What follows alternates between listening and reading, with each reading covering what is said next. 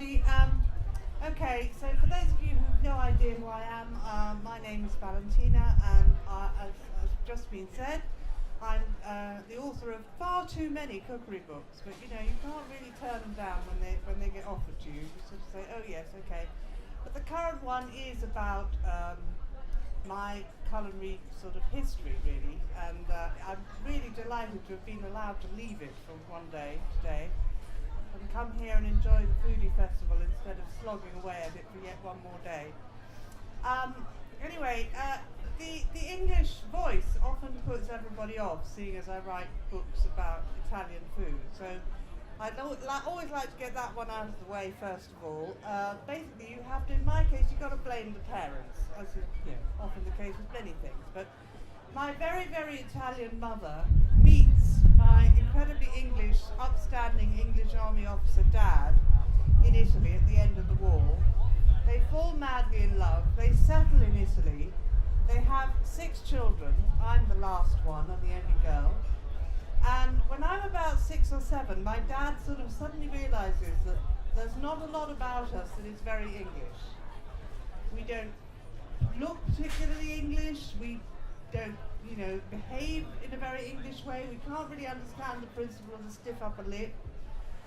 Don't really get cricket. And my brothers, who by now are driving, have, the healthy respect for, ignoring red lights and one-way streets, etc. And so he decides that what he's going to do is he's going to actually try and make us all sound as English as possible. And he does this by means of the BBC World Service, which is why my brothers and I, in English, all sound like this. Ma quando parliamo in italiano, siamo italiani. We are completely Italian. And everything that's going on in my head is, all in Italian. It's a very strange form of cultural schizophrenia. I'm just glad I've got 5 brothers to share it with, really, because, the voice makes you think that I'm really English, but I'm so not.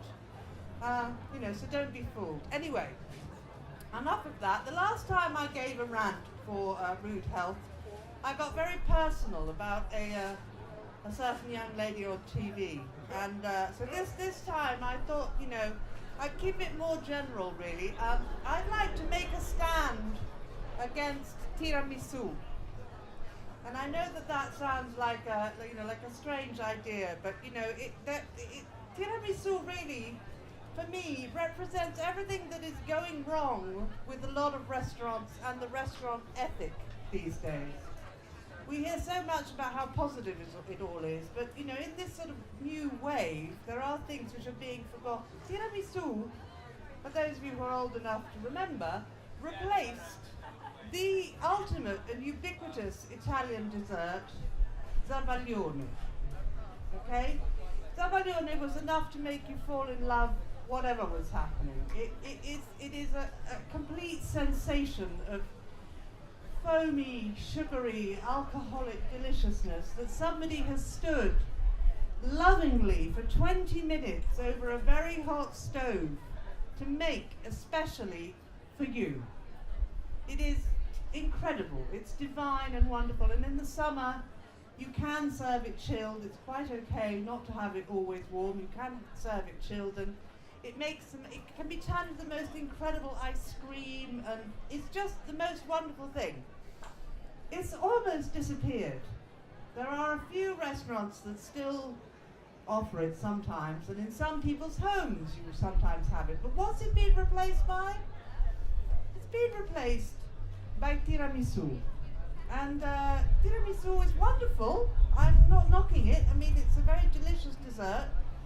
But, the really great thing about it from a restaurant perspective is that you can make it on a Monday, and it'll last you probably till Friday, when you then make another batch for the weekend. There's no real passion. There's no real standing there and whisking. And I think that it kind of reflects a certain attitude outside of Italy, certainly, to Italian food that I'm so passionate about and believe in so much. Like, the other one is balsamic vinegar. Balsamic vinegar seems to end up everywhere now. When I was training as a chef in Rome, as a young girl, many years ago now, we heard about this stuff called balsamic that the weird people up north were using, and it was a joke amongst us young chefs, because as far as we were concerned, we knew of balsamic as a really good laxative that you could buy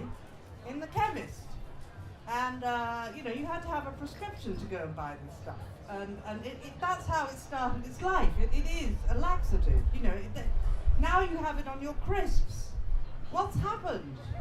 What happened in between there, where this amazing centuries-old product has ended up just sort of being thrown away like that? Another one that always gets me going are sun-dried tomatoes. I mean, actually, nobody in Italy ever used it. Well, until they sort of got invented here, nobody in Italy ever ate them.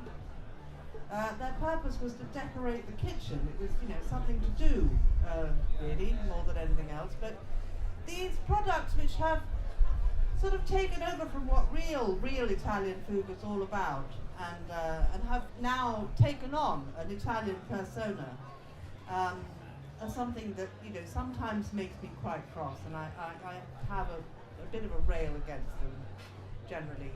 I just think that I realised a few years ago, having got to sort of book 35 and still going, that I actually wasn't going to live long enough to discover everything there is to know about Italian food already, never mind what's being created and invented since. All those dishes have been around and so loved and respected and enjoyed. So I think, really my rant is all about, bring back Zabaglione, bring back some of those values of taking time over making something. Risotto is another one.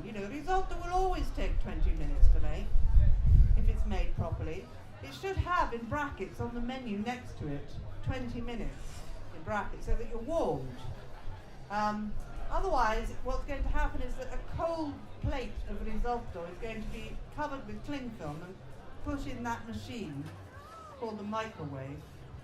And then when it's warm, it's going to be put in front of you. That's not risotto. Risotto is akin, the commitment that it takes to make risotto in terms of time and involvement are very, very special. And these are the reasons why you should be going to a restaurant, because people are taking a lot of time and trouble and effort over making your food, not just throwing things together, which is after all what you can do yourself at home, isn't it?